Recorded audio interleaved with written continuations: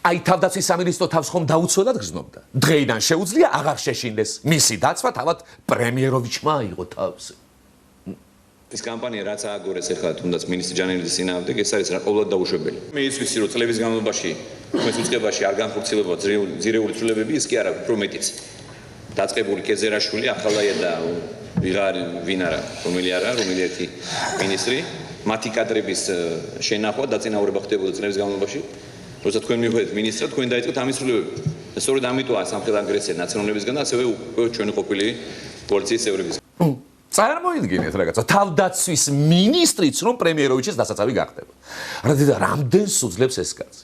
თან თავდაცვის ოქროს ხერხიც ასწავლა. შეგიძლია შეტევასაც გადახვიდე ომი ჭირხნო. მაგ სიბზნე მოიყვანა აქამდე პრემიეროვიჩი და ისიც ვისგანაც ეს სიბზნე ერგო მემკვიდრეო. უაბარა საუკეთესო თავდაცვა. როცა გეტყვიან რომ ჭიანურდება ნატოსთან იმპლემენტაციის პროცესი, ხისვე უხსენე რომ მაღალის დროს რომ საათი გადაიწია, ყველაფერი მაგის ბრალი იყო. ნაცებს როგორც კი ახსენებ, ეგრევე დაბურძგლავს ხალხს.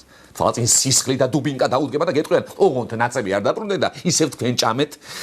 რამდენიც გინდათ.